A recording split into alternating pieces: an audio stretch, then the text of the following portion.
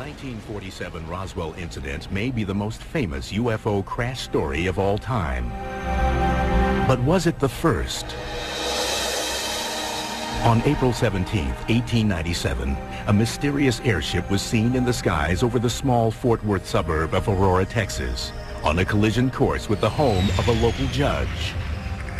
The story of the Aurora crash is fairly simple and straightforward. According to the newspaper accounts at the time, early in the morning of April 17, 1897, a large silver cigar-shaped object came fluttering closer and closer to the earth, struck a tower at Judge Proctor's house, exploded, scattering debris all over the place.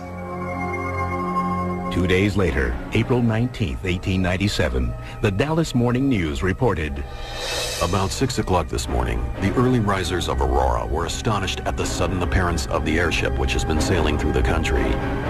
It was traveling due north and much nearer the earth than ever before. It sailed directly over the public square, and when it reached the north part of town, collided with the tower of Judge Proctor's windmill and went into pieces with a terrific explosion.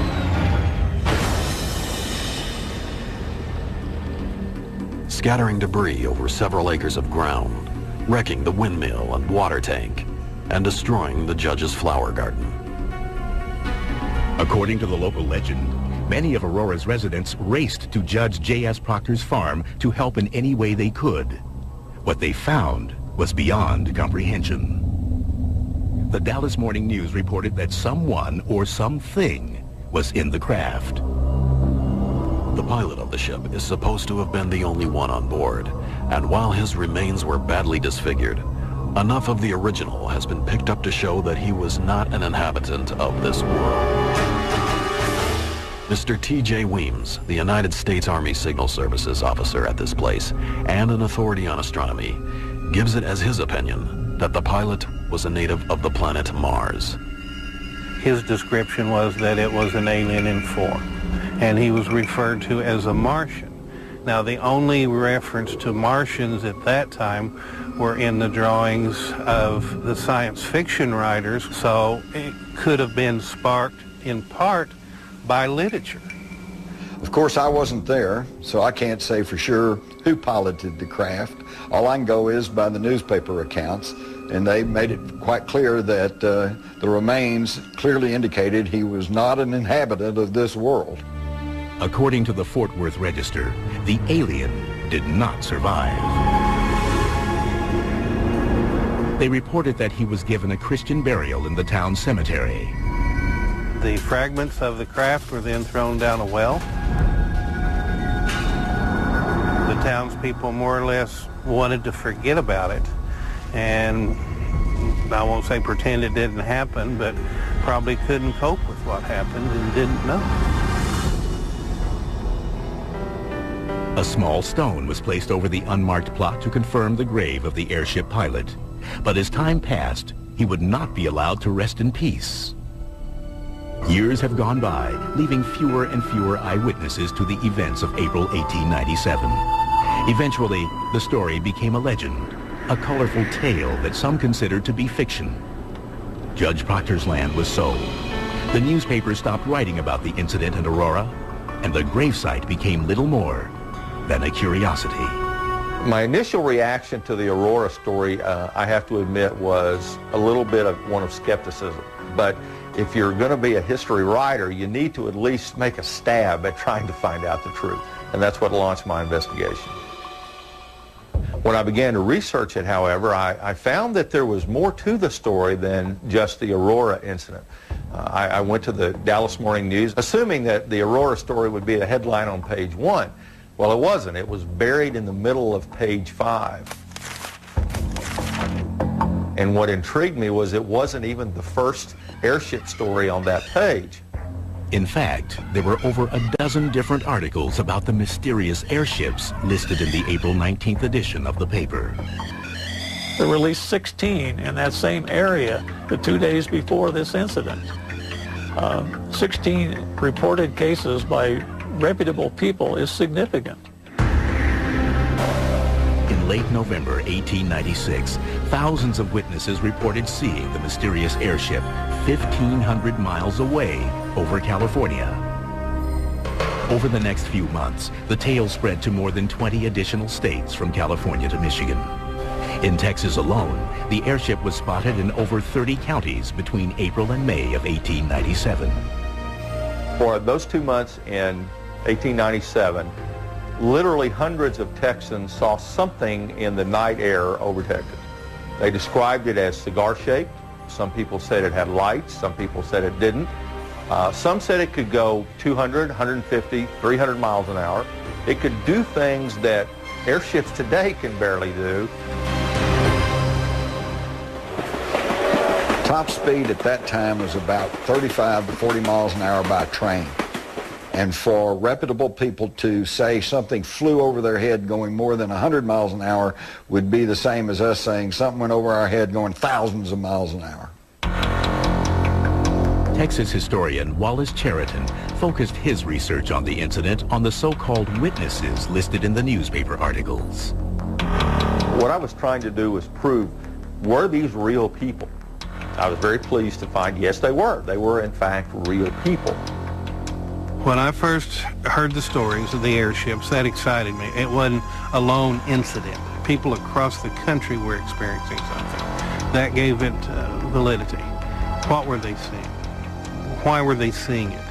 I'm not sure that we'll ever know what they were seeing. What I am sure is they saw something. Could it have been a balloon? Perhaps. Probably not an airplane, since those didn't exist. The first recorded man-made heavier-than-air flight was made, of course, by the Wright brothers in December of 1903 at Kitty Hawk. So whatever was flying over Texas in 1897 was not man-made. In fact, while hot air balloons were commonly used in the late 1800s, they were not able to perform complicated maneuvers, such as right-angle turns and rapid altitude changes that had been described by witnesses. Patents had been registered for more advanced airships, but there is no record of any actually flying during that period. We're talking about something that did not exist in 1897 and yet was seen by literally thousands of people. If there's a better example of a UFO, I don't know what it is. Soon after the Aurora crash was reported, the sightings ended. Suddenly, there were questions. Were these sightings real, or were they all part of a gigantic hoax?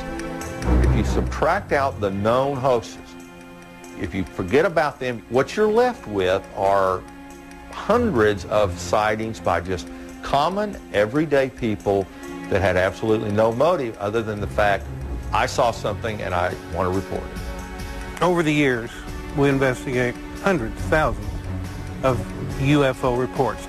They're seen, they land, and they fly away. This was something where it was seen, crashed, and left behind an occupant. That's why, to me, Aurora was the best airship case to investigate. And then, it's before Roswell. No one's gone in to cover it up. They didn't know about it.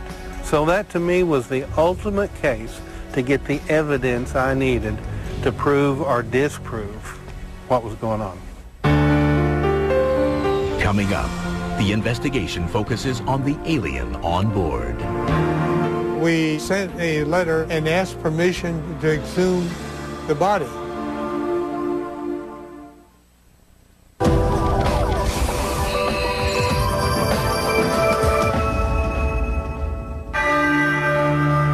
Aurora, Texas, 1897, 50 years before Roswell.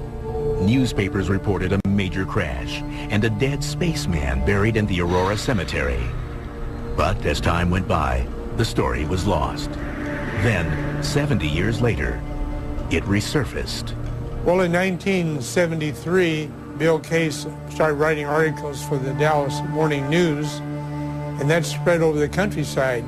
The interest jumped because, again, somebody was resurrecting the old Aurora crash in 1897. The legend was reborn. Ufologists across the country scrambled to uncover the truth behind the possible alien graveyard. Hayden Hughes, the founder of the International UFO Bureau, was among the first to arrive in Aurora. Aurora was the outstanding case to me because of the crash of one of the airships for study, and for the remains of a pilot to be studied or exhumed if he was buried. Aurora was different. There was a body, a supposed alien body. There's very few retrievable corpses or bodies associated with UFOs, but none that can be documented as well as the Aurora case. My belief in what the occupant pilot was what it was said, that it was the pilot of what the craft was. His description was that it was an alien in form. It was small in stature, which would confirm the type of creatures that are seen most frequently aboard UFOs. They are small in stature, childlike in size. The body, the crash site, the remnants of the airship. To Hughes, these had to be either the real thing or a hoax, and it was worth investigating. As to what to expect when we came to Aurora that first time, I was quite surprised that it wasn't as big as I visualized it to be. Coming into town, where was it? Well, we just went through it. There's the cemetery, okay? There's the hill. The windmills over this way. There's some houses down this way are businesses. That was the extent of it. Another surprise, Hughes's reception by the residents of Aurora. It appeared that they had no interest in solving the mystery. One time you talked, the people were open. The next time they were not. We were allowed in the cemetery on some occasions. On some occasions we were barred and could not go in the cemetery. So the emotional level of the town kind of told me they wanted no involvement with it. I had gone from extreme excitement and the possibility of what we could get to a frustration in that it was like the town was against us from the beginning. Then Hughes and other UFO researchers in Aurora had a breakthrough, the discovery of first-hand accounts of the crash. The witnesses were less than perfect. Some memories had faded, others were incomplete, and eyewitnesses were now in their 80s. Ufologist Jim Mars was among the first to interview the residents. In 1973, I interviewed 3 people who were alive at the time. One, Robbie Hansen, said it was a hoax, but then by her own story, she was not a direct witness, had no direct knowledge of it. Her father was told about it, he laughed, thought it was a hoax, and that stuck in her mind. But then, Mars discovered 2 witnesses who contradicted Hansen and offered first-hand accounts of the actual crash.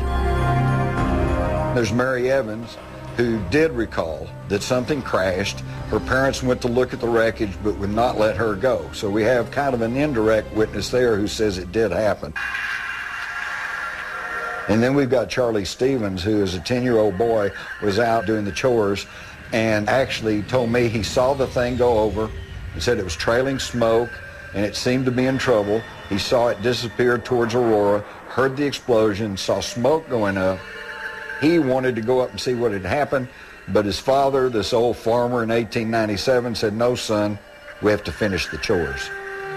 And he said his father went up into town the next day and came back and told him about all the wreckage that was lying around. So the preponderance of the eyewitness testimony leans towards something happened. In addition to eyewitness accounts, researchers located one man who added a new twist to the investigation. Aurora resident Brawley Oates, who suffered from an extreme case of rheumatoid arthritis, believed his debilitating health condition was somehow connected to the Aurora legend. Brawley Oates lived at the site of the crash. I believe he moved there in 1945. And when he moved there, he had the well cleaned out because it had all this metal stuff and debris down in it. And he needed to use it for water. Oates believes that the water in that well that he and his family drank for about 12 years affected their health drastically. In fact, he developed some of the worst arthritis conditions in his hands and other things that anybody has seen. I don't see how a person could survive or could walk or could function in any way. And basically it was, they would either swell up so big that they would burst. And at times probably bigger than golf balls on your fingers. And he claimed that it was from maybe the water from the well that they used. That's the way he told it. Brawley Oates told me that it was because of radiation from the well where people had thrown pieces of this Aurora spaceship. But in sealing off the well on his property, Oates also sealed crucial evidence to the mystery inside. For researchers, the scientific evidence to support their case was becoming increasingly difficult to find. We can't go on legends. We need scientific proof that you could take any court of law and prove that this event actually took place, as our investigation disclosed. In 1973, investigators set out to the crash site and the graveyard. They hoped to find any evidence that could have survived the 75 years since the crash. Coming up, mysterious metal samples baffled the experts. It's just a marvelous thing to have a piece of something you believe really could have come from a spaceship.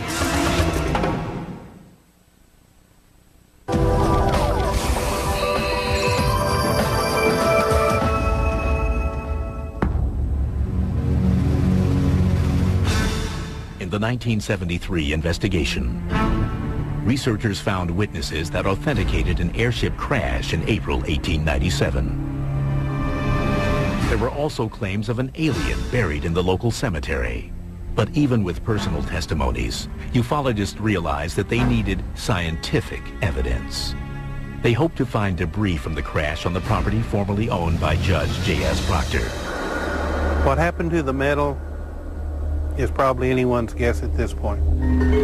The best guess to me was the main bulk of it was hauled off, and what was left behind was thrown down the well. Finding the well was easy, but researchers quickly discovered a problem. The well had been sealed off years earlier by the new property owner, Brawley Oates. He had this big slab of 8 by 8 feet concrete over the old well. So to move that would be a major job. Discouraged, investigators turned their search for clues to other parts of the property. They went around and they got the little pinging of the machine, and they dig down and they find pieces of stuff. And some of the things they found were natural things you would find on a piece of property that had been around for years and had been farmed. Nails, bolts, and many other identifiable items were dug up at the crash site. But then, something caught their attention. One of the fellows from Corpus Christi, Texas, found a piece that was very significant that MUFON has actually had analyzed by John Schuessler. This was tested 2 times. In 1973, immediately after it was taken out of the ground, it was transmitted to me, and I took it into an aerospace laboratory. This laboratory was one that was used to determine the failure modes of aircraft and spacecraft parts. So they had the latest and best equipment. They're the ones that did the first analysis and determined the unusual nature of it. The analysis showed that it had been there for a long, long time. And then when you cut into the metal, they were 95% pure aluminum and 5% iron. 5% iron in solution in aluminum is a no-no. It doesn't mix that way. It's like less than 1% normally. And when there is iron, there's usually zinc or other materials. There was none of that in this case. Although the major aerospace laboratory that initially tested the sample has asked to remain anonymous for this program, Schuessler verified the results with Anastas Laboratories in Houston, Texas. According to Schuessler, both laboratories reached the same conclusion. Intrigued, he had the laboratories continue their tests on the sample to further determine the object's origin. The stories were that this thing exploded. It blew molten material out of this vast explosion mess, and that material hit things and dried and cooled. Well, the structural analysis of the material showed that it was air-cooled on the ground after it had been molten in the air. So the structure was perfect to fit the story. Has Schuessler uncovered the smoking gun to the Aurora crash? The material found and analyzed in 1973 couldn't have been made at that time on that farm or in the town of Aurora or anywhere around there, but it had to have been made in a very sophisticated laboratory using ultra-pure refining techniques. It's just a marvelous thing to have a piece of something you believe really could have come from a spaceship. Newspapers were quick to jump on the story of the new investigations into the airship crash, and as a result, the accuracy of the reporting suffered. Such was the case with a different sample sent to Dr. Tom Gray, now a professor emeritus at Kansas State University. One day there was a knock at my door, and a gentleman came in, and he had in his possession pieces that he had found at the reported site of the spaceship crash in 1897. Dr. Gray's colleague asked him to analyze the samples to determine if this was a piece of the Aurora spaceship. What you are looking at is the actual artifact that was tested. I showed this piece to my father-in-law a few days after I had done the analysis, and his first comment to me was, where did you get that water pump impeller? And so I kind of knew that that didn't come from a spaceship for sure. Once he determined the first sample's mundane origin, Dr. Gray began testing the two remaining metal strips. Once he discovered the pieces were primarily iron, he made an unusual finding. When I checked their magnetic properties, I did it by basically putting them in the presence of a magnet, and they didn't interact with that magnet, and I thought, that's kind of interesting. Perplexed, Dr. Gray searched for a certified metallurgist to give a second opinion on his puzzling find. It turns out that iron-zinc alloys can be non-magnetic or magnetic depending on how they're cooled. Then, Dr. Gray relayed his story, along with his conclusions, to his school newspaper. When the article came out the next day in the campus newspaper, the headline basically said, "Physicist finds non-magnetic iron at site of Aurora spaceship crash." There wasn't one word in that article at all about the fact that I needed to talk to the metallurgist to find out what these properties were. And of course, then the cat was out of the bag, so to speak. As a result, Dr. Gray, his findings, and the piece of the Aurora spaceship became a part of the legend. But this part of the saga was misrepresented. Newspapers sometimes are in the business of reporting what they see as the news. That's not necessarily really what the news is. The real truth of the matter is, those materials were the kind of things you would have expected to find in a farmyard in Aurora, Texas. Having gleaned all the evidence they could from the crash site, investigators now shifted their focus toward the Aurora Cemetery. People said there was a body that was blown out of the craft and it was badly mangled. And the story was they gave it a Christian burial in the local cemetery. We were trying to determine what was the oldest part of the cemetery. That was our logical place to start looking first. They wandered around looking, and one of the local people said, those people aren't looking in the right place. You got to look for this 100-year-old gnarled oak tree. It's got a big beehive in it. So our investigators went there, and they found this small stone that looked like it had an etching of some kind of an airship. Believing that they had finally found the spaceman's grave, investigators for the Mutual UFO Network, or MUFON, made another startling discovery. And when they went to the grave site where this piece of stone was, they got the same decibel reading on their metal detector that they did from where they picked the material up from the ground. Walter Andrus, former international director of MUFON, believes there is a connection between the samples located at the crash site and what was reading inside the grave. The fact that they detected metal down in this grave indicated that someone must have buried, along with the body, some of the metal fragments from the crash site, which gives it more importance because it ties the two together. To find out if there was something there, we sent a certified letter to each of the members of the Cemetery Association in Aurora and asked permission to exhume the body. But it was fairly impossible to do that because the Cemetery Association was dead set against it, and they were getting an injunction to stop it. And in fact, the day that everybody wanted to descend on the cemetery, they asked the sheriff of Wise County to put some deputies out there, and he did.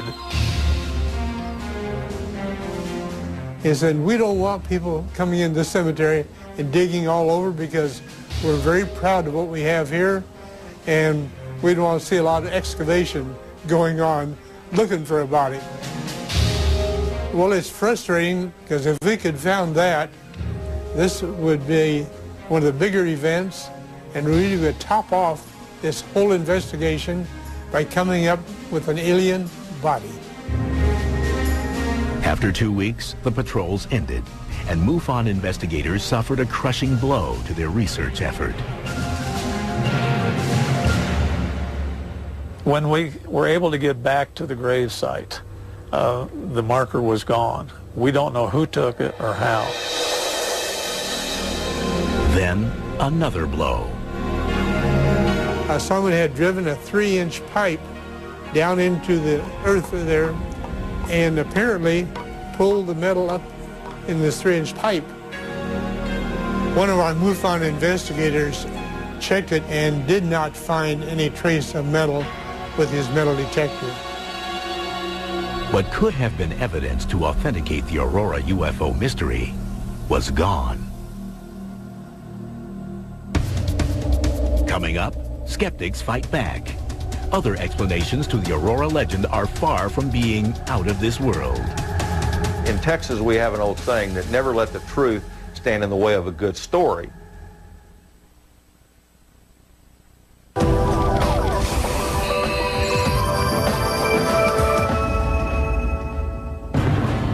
Was this really Texas's Roswell? That's what investigators in 1973 hoped to find out. But like the Roswell story in 1947, the Aurora, Texas legend grew larger and the story more twisted as each day passed. At every turn, skeptics challenged journalists and investigative agencies like the Mutual UFO Network and the International UFO Bureau, seeking to disprove their research. The theories ranged from balloons soaring through the sky to the belief the Aurora legend was merely concocted to save a dying town. The most prevalent theory to explain the 1897 airship mystery is that it was a balloon. Well, unfortunately, there is physically no way it could have been a balloon. There are no balloons that can rise or fall with lightning speed. They cannot turn at right angles. They cannot go vertically up and vertically down. They simply can't do it. I don't think the balloon theory is feasible in this because of the detailed descriptions of the different airships that were available at the time. The government, even in the 40s, tried to claim that different pilots were chasing balloons. Even the famous Roswell crash was a high-altitude balloon that had actually crashed. So the balloon theory has been there a long time. With these facts, many dismissed the balloon theory. Other skeptics, however, theorize that the Aurora legend is simply a made-up story, invented by the author of the original Dallas Morning News article from April 19, 1897. In my opinion, the Aurora story was one that was concocted by S.E. Hayden. I did find some people that seem to have recalled that their ancestors had said that Hayden was a great practical joker.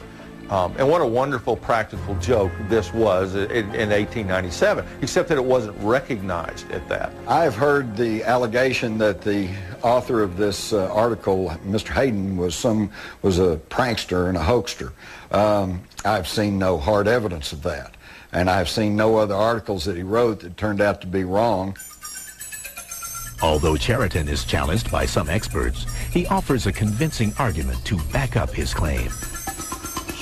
If Hayden was acting as a reporter as opposed to a hoaxer, it seems very strange to me that he didn't follow the story up to say, well, people showed up for the burial of the alien, and we put a little grave marker over it, and somebody said a prayer. It was a wonderful ceremony. That, to me, would have been expected, but yet it didn't happen. The mayor of Aurora, Texas, Barbara Brammer, has spent many years researching the town's history and believes her input may solve the Aurora legend.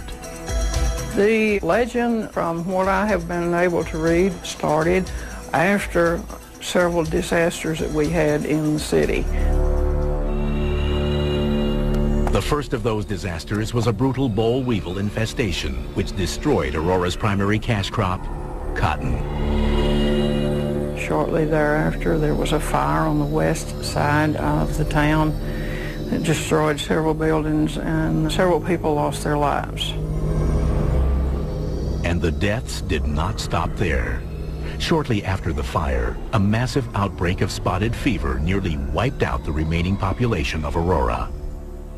It was in 1896. Everybody tried to leave it could. The whole city at one time was under quarantine, and the only time they left their houses was whenever they went to the cemetery to bury someone. In the early 1890s, Aurora saw a glimmer of hope. The railroad was set to lay track in the town and provide much-needed economic relief for the townsfolk. They got as far as laying a spur in this direction for the railroad, and then another railroad was going to be coming from out west, and it got within 27 miles of this before it was stopped. And it became known then as the railroad that never was. The town was crippled economically, and the resident spirits were crushed. It is this string of events that some believe might provide the motive for the Aurora legend. Aurora definitely needed the railroad to save everything that it had going for it at that time. When it didn't come through, it started downhill. People started moving away. I believe the people who were left in this town needed something to look forward to, and this could be the reason that someone made up the story. Although Mayor Brammer's theory goes a long way to explaining the legend, skeptics continued their assault on believers. The debunkers said Judge Proctor did not have a windmill, okay, so therefore the whole story is bogus. According to Charlie Stevens, no, he did not technically have a windmill, but he had a wooden derrick windlass, which is a wooden tower used to haul up the sump on his well. So that's a matter of semantics. There was a wooden tower there that the thing could have crashed into. In order to find evidence, I found one of the metal angle brackets that supported the wood arm of the windlass. One metal bracket is still there at the scene. Another element of the legend has come under attack from skeptics. The initial identity of the spaceman came from T.J. Weems, a local member of the U.S. Army Signal Corps. It is argued that Weems was only the town blacksmith and in no way an expert on astronomy, like the newspaper claimed. According to Charlie Stevens, T.J. Weems was also an amateur astronomer, had his own telescope, and was widely known as a lay expert on astronomy. So that argument that he didn't have any knowledge that's pretty specious too. Despite the many explanations that researchers, journalists, and skeptics have for the Aurora legend, there is at least one thing that everyone can agree on. As far as I'm concerned, it's still a good story. It's a good story. I wasn't around then, but my granddad could tell a pretty good story. In Texas, we have an old saying that never let the truth stand in the way of a good story. After 3 decades, Hayden Hughes returns to Aurora. But can he solve the riddle of the mysterious airship once and for all? We have maybe one of the most scientific finds of the 20th century right here behind us.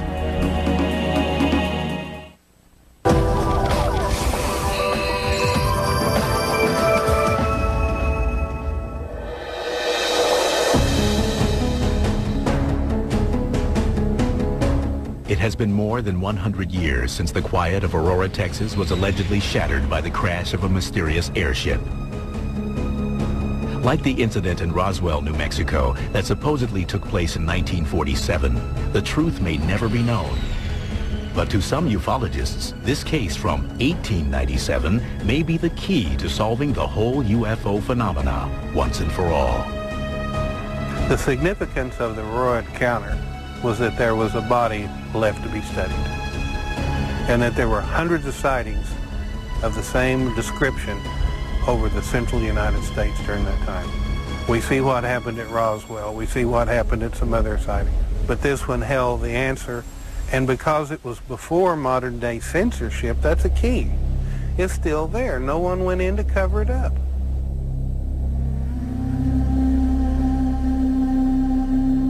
While this former boomtown used to boast 3,000 inhabitants, there are only about 400 people living there today. The town may have decreased in size, but the controversy surrounding its most famous visitor has only grown. If nothing else, the tale of the mysterious airship crash has served to polarize Aurora, dividing believers from skeptics. Aurora's big claim to fame has to be the legend. It's the thing that has lasted longer than anything else. Some people think it's a funny joke going around. They do not believe that this actually happened, and they'll laugh at you because they say it's such a hoax. Well, we're dealing with belief systems here. And I found this when I first began to investigate this in the little town of Aurora. About half the people said, no, it was just a big hoax. And the other half said, no, it really happened. I had a feeling that they thought people were laughing at the little town of Aurora, even though the population there now had absolutely nothing to do with the airship mystery. I just always got the sense that this is not something they wanted to embrace. Despite the town's ambivalence towards its famous legend, in 1976 they installed a plaque at the cemetery that supposedly houses the aliens' remains.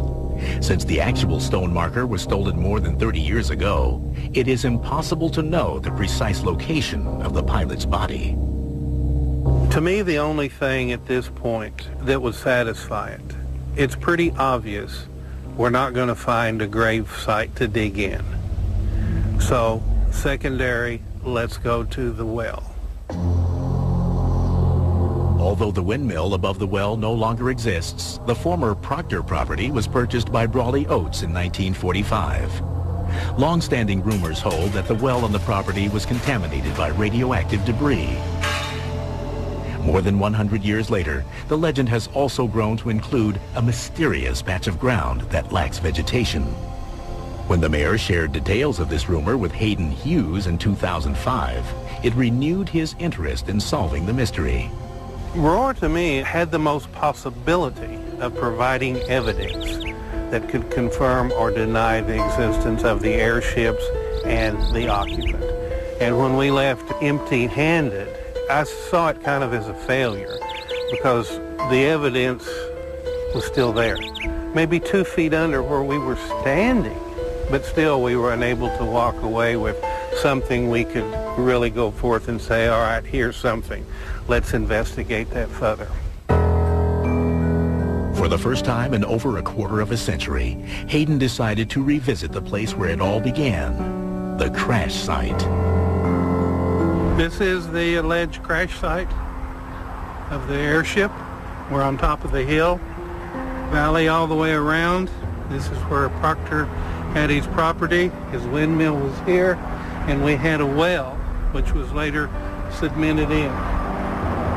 Certain areas are still accessible, but this fence stands in front of Judge Proctor's original well. Several requests to gain access to that part of the property were made for this program, but no calls were returned. My gut feeling tells me we're on to it and there's something there, and I can't dispel that. So close to where he feels the answers to the airship mystery lie, Hayden Hughes' frustration is palpable. We have maybe one of the most scientific finds of the 20th century right here behind us, and we can't get to it because of this big bird cage that's been built over and cemented in, sealing below the evidence that may have contaminated the soil around it that is keeping vegetation from growing today. And if it could be possible to go down, dig up, whatever, that might be what it takes to put an end to this legend over all these years. If we could find out what is in that well, we would know if there's any radiation occurring there, or even parts of the crash site. When the craft blew up and exploded, there could be pieces down in that well. Most people search for just what's on the surface and don't take the time to really dig down and find out. You know, it's interesting to note that we're back here where it all started. Right here on this very site. Time has come and gone. A lot of stories has come and gone. Until we can get on the other side, until we can get some good soil samples or get down in the well, this is where the story's going to stay, just rolling along and continuing to grow. If the entire legend of the airship crash of 1897 is a hoax, then an amazing practical joke has been played on everyone by S.E. Hayden, the man who wrote the original newspaper article for the Dallas Morning News. But without concrete evidence, ufologists can neither debunk the hoax nor prove the legend to be true. There are lots of legends and stories going around that are passed from word of mouth and through newspaper clippings and so on. But we deal with the facts. We investigate UFOs, and we try to prove beyond the question of a doubt when we investigate a case that it was a UFO. I would say that the probability of the crash actually happening is probably 85%. I think there's strong evidence for that. The Aurora spaceship crash of 1897, I believe, is the smoking gun of the UFO controversy. Because in earlier years, the debunkers would say, well, it's just misidentified aircraft, satellites, commercial, military, maybe even secret government test craft. Well, I often thought, wouldn't it be great if we had a well-documented instance of a UFO before any of that was in the air? And we do, with the Aurora, Texas crash of 1897. We are fairly sure there was a crash at that site. I mean, all the physical evidence, all the stories about the people that were available at the time all go together and they all fit. It's not a mistaken identity and it's not a tall tale.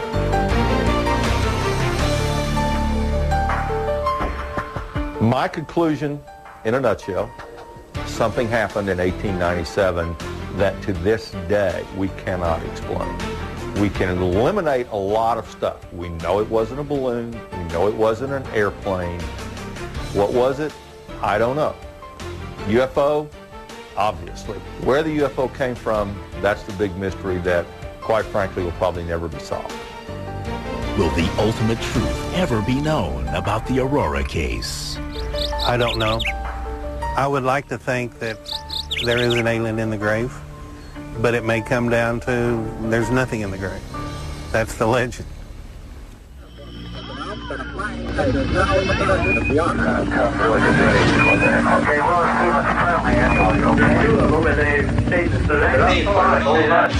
Oh my God, I hope that's a plane. Jesus, please be a plane. What the hell was that? Midway across the first thing was circular. Yeah.